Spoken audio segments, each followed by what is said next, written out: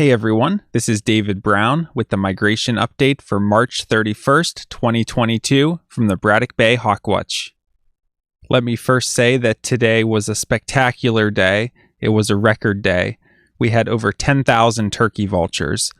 The previous single day record for turkey vultures here at Braddock Bay was less than 7,000, and we actually beat that record in a single hour in the late morning today. So it was the highest single day record ever for turkey vultures. It was the highest March day ever. And we went from having a pretty mediocre March to having the highest March total ever for Braddock Bay. And on a more personal side, this was my first ever 5-digit day for hawk watching, meaning 10,000 birds or more. And this is my 10th season as a professional hawk counter and my 4th season here at Braddock Bay. And the other places I work, 10,000 bird days aren't really that likely. But here at Braddock Bay, we always have a possibility every year. And so I was just really thankful to finally get my 5-digit day. Although the one thing that surprised me was that it was possible to hit 10,000 birds in a day without a single broad-winged hawk. We always assume that the biggest days of the season will be on those peak broad-winged hawk days where you're getting thousands and thousands of broadwings and usually also thousands of turkey vultures on those days to build up the numbers. So to have 10,000 turkey vultures in a day is just it's really sort of a dream come true to have such a good day. And I've had some pretty high days before. I think I had a day with maybe 8,500 birds, but somehow that reaching 5 digits just feels like a really big deal. It feels like it was one accomplishment that I hadn't reached as a hawk counter, and I finally reached that milestone. So just really nice to get it finally, especially after the health issues I've been dealing with and being away from the Hawk Watch for a week. So to come back and just have so many people come out and be a part of it today and be so supportive. Just a big thank you to everyone who came out and was able to share such a special day together. All right, let's go through some photos first, and then I'll run through the totals from the day, and then I'll also compare how this March was compared to previous Marches. So here's a photo of when I got to Braddock Bay this morning. You can see just real dreary and overcast. Here's the view from the end of the boardwalk. The winds were already from the south in the morning, although not very strong. We knew we would have favorable winds the whole day, so just a really exciting morning to get out and see what was migrating. And here's a photo that was taken midday when the first storm was really starting to roll in. So we had some sunshine behind us, but ahead of us we could tell that there was a huge storm. And these kind of storms that move in from the west, these are what actually bring us the huge pushes of birds. So this is what brought us thousands and thousands of turkey vultures as they're riding the winds ahead of the storm and the rain. And just another photo from the day to show that we kind of went from gloomy and rainy and then sunny and cloudy and just a lot of different weather throughout the day.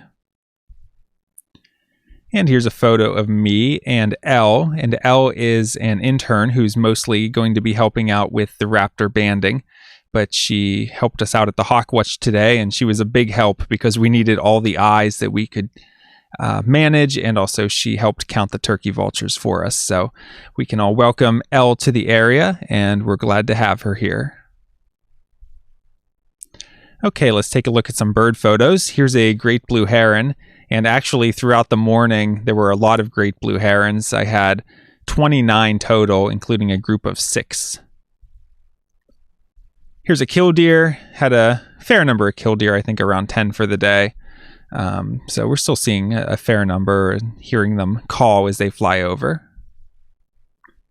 Here's a small flock of wood ducks. You can see they're all males except for the one all the way on the left, which is a female. We had a really good flight of rusty blackbirds this morning, over 100 total.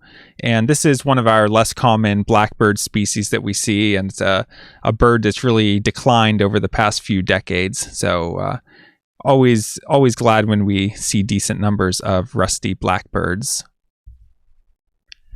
Here we have a red-shouldered hawk, and we can tell it's a red-shouldered, and actually this is a juvenile. Most of the adults have already migrated, which makes sense. The adults migrate first because they want to get up to their nesting grounds.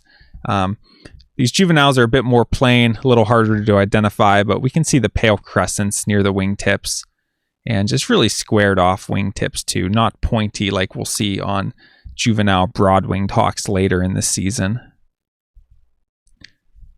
Here we had some fun birds, 2 Wilson snipes. We occasionally see Wilson snipes throughout the season, but it's usually on kind of rainy and gloomy days, so it was nice to see them flying around when it was sunny out. And I wish I took more turkey vulture photos today, but really I didn't take that many, especially during the busier times because I was trying to count. But we had a spectacular day for turkey vultures, definitely the bird of the day. Here we have a tree swallow. So remember, swallows are pretty small and have pointy wings, and tree swallows are blue on top and white underneath. And tree swallows are the main swallow we're seeing right now. The other species haven't really started to show up in great numbers yet. Here we have an osprey, and this was my first for the season. I think they had one about a week ago, but that had been the only one so far. But we had another 6 osprey total today.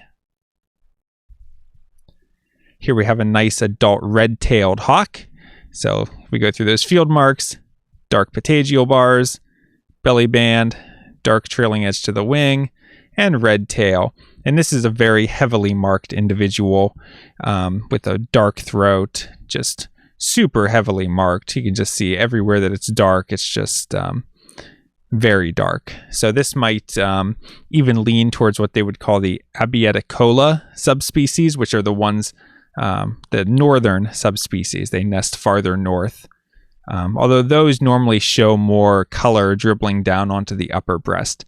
But this is definitely more towards the heavily marked end of the spectrum of the red-tailed hawks that we see. Here we have a belted kingfisher, and we're starting to see these in small numbers. I think we had 3 or 4 of these today. Here we have a Cooper's hawk, and one thing I want to point out about the Cooper's hawk is we have that field mark, Cooper's hawks have rounded tails. Well, what does that actually mean, or why do they look rounded? It's because the outer tail feathers are shorter than the central tail feathers. So you can see these central tail feathers stick way out here, whereas the outer ones only go here. So you have kind of this stair-step pattern where you can see the different length tail feathers. And this is an adult Cooper's hawk because of the orange barring. Here we have an eastern phoebe that flew by, sort of an early returning flycatcher that a lot of people love because they have a nice pretty song. They say their name. Here we have another kind of swallow, but this is not a tree swallow. This is our largest swallow, which is a purple martin. So you can see it's just completely dark underneath. This would be a male, completely purple. So this was a little bit early. This actually got flagged on eBird, but not surprising to get some early migrants on the southerly winds today. Here's a group of turkey vultures, and again, I wish I took more photos of the groups because when you're out in the field, it was just so spectacular, the number of vultures that we could see at one time, but it's pretty hard to capture it in photos sometimes. This might be a good chance also for me just to talk about the vulture migration throughout the day. It took a while for the vultures to really get going. I guess we started seeing them come up maybe around 8 o'clock, 9 o'clock, but they didn't start to migrate through really until mid-morning. And we got a really big push of them between 11 a.m. and noon. In that hour, we had nearly 7,000 total, and that was just ahead of a storm that was pushing through.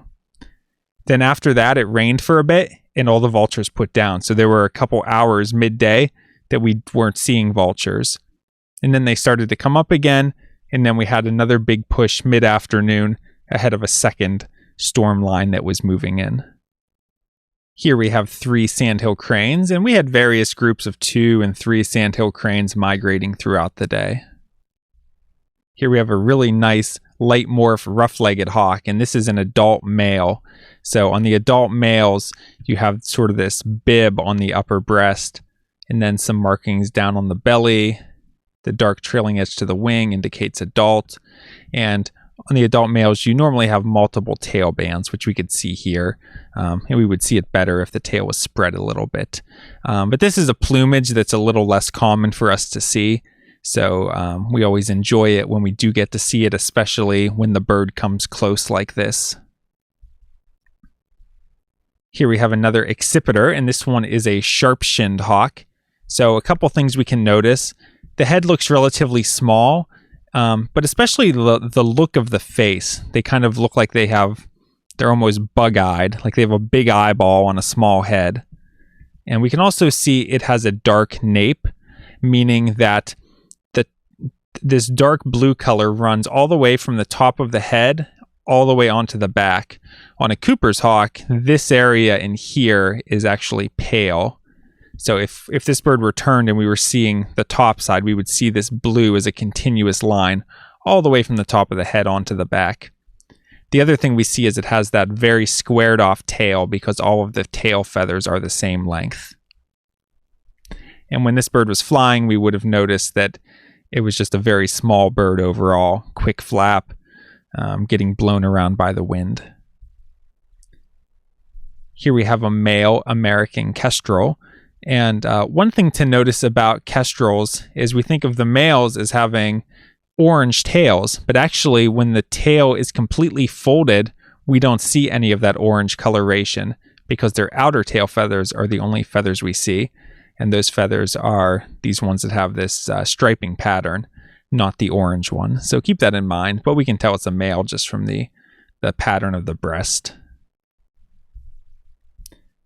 Here was probably the coolest turkey vulture of the day. So this is the underside of the bird, and we can see it has a dark body, but the wings are very white. And now let me show you the top side of that bird. From a great distance, all the way across the bay, we could just tell that this bird was just very pale. You might call it leucistic, just some kind of pigment issue. And this is something I saw a year or two ago, a similar vulture. So a very small proportion of turkey vultures just naturally have some kind of pigment issue that they have light feathers instead of dark ones. And it seems to especially affect the top side of the wings.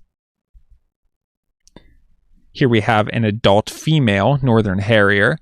And again, the adult females are one of the brown type northern harriers, but they're the ones that have the streaking on the upper breast like this, and also the more heavily marked patagial areas. Juvenile harriers are more plain underneath without this streaking. Here we have an immature bald eagle, and we had a pretty good number of eagles today. I think we ended up with 22 migrating bald eagles, but unfortunately no golden eagles today. Here we have another osprey, and this one is obviously carrying a fish. And you'll see what happened next, which was that the bald eagle went after the osprey to see if it could steal the fish. But I ended up looking away, so I don't know if the eagle ever was able to get the fish from the osprey, but it was really harassing it. And the osprey was doing its best to hold on to its dinner. And to end the day, as I was getting in my car to leave, I had two great egrets fly by. Let's take a look at the eBird checklist, which I'll put a link to. Today I had 62 species, and you can check out the checklist if you want to see all of the photos and totals from the day. And if we take a look at hawk count for our migrant raptor totals today, 10,083 turkey vultures. Again, this was a single day record. 6 ospreys, 22 bald eagles, 29 northern harriers, 39 sharp-shinned hawks, 15 Cooper's hawks, 5 red-shouldered hawks, 99 red-tailed hawks, 3 rough-legged hawks. And for falcons, we had 23 kestrels, 2 merlins, and 2 peregrine falcons, for a total of 10,328 migrating raptors today. And we touched on most of the non-raptor highlights. New species for the season were purple martin, great egret, and Wilson snipe. Also new for me were osprey and blue-winged teal, but I know other people saw them while I was away over the past week. If we take a quick look at how our March was overall, looking back at some of these early days, we were only getting 12 birds or 17 or 16. And then finally, mid-month, you start to get over 100 in a day.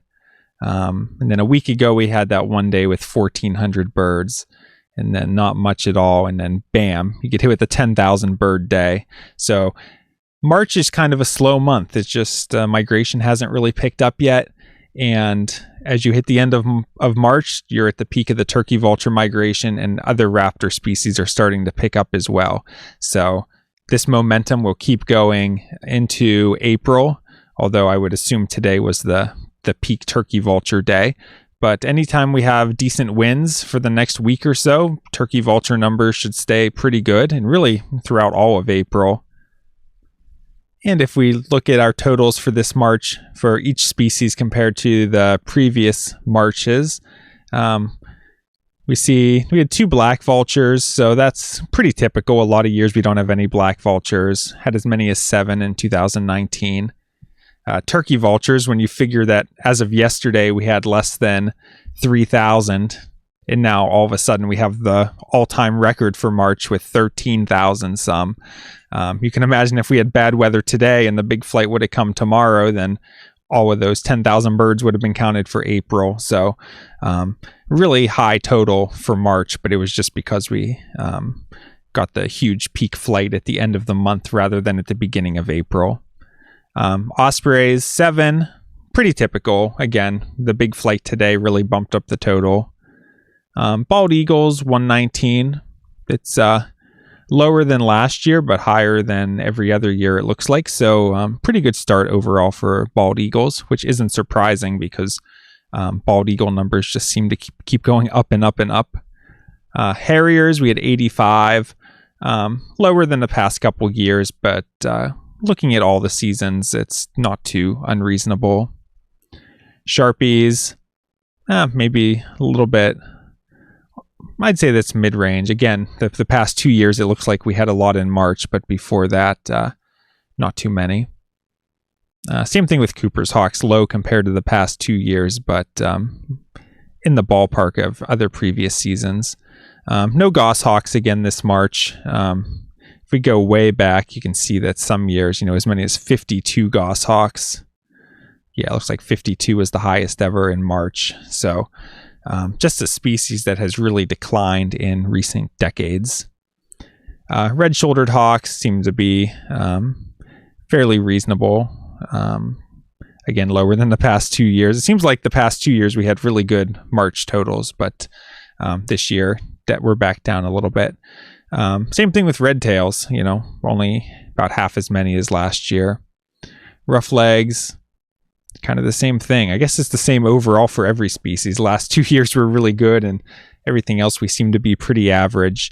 Only one golden eagle this March, which might be one of the lowest ever. Looks like there's at least 1 year we didn't have any. But compared to 12 golden eagles last year, I'd say that's a notable difference, especially since, year before 6, 8, most years we get at least 2. And then coming into the falcons, Kestrel is pretty much on par with last year, but that was lower than the year before.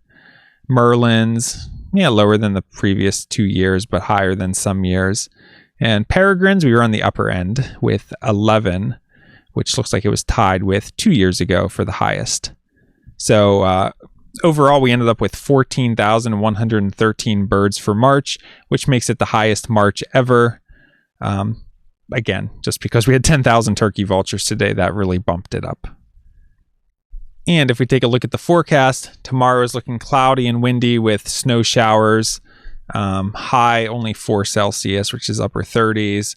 Very strong westerly winds, 25 to 35 miles per hour. So there might be some turkey vultures migrating, but I think with the number of vultures that moved through today, I don't know how many are still in the pipeline. Although I will say that Hamburg Hawk Watch and even Presque Isle Hawk Watch in Pennsylvania, they both had really high numbers today with 8,000 and 5,000 turkey vultures respectively. So there's more turkey vultures to come for sure, but I don't know that they'll come tomorrow with those really, really strong westerly winds. So I expect I'll probably spend most of the day watching from the car. Just really cold, windy, uncomfortable day. Probably a good day to skip, unless by some miracle there's another big turkey vulture flight, but I highly doubt it. Saturday, intervals of clouds and sun, high in the mid 40s, kind of light northwest wind. So seems like a relatively pleasant day to be out. I'm sure we'll get some migration, so might be a decent day to come out. And Sunday, some rain and snow in the morning, then overcast, high in the low 40s.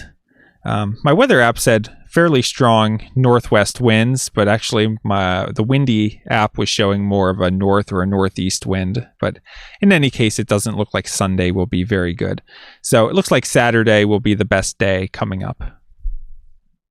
All right, that's it for today. Again, a big thank you to everyone who came out and showed support today and made it a really special record day. Just a great day to be out hawk watching with everyone in beautiful weather.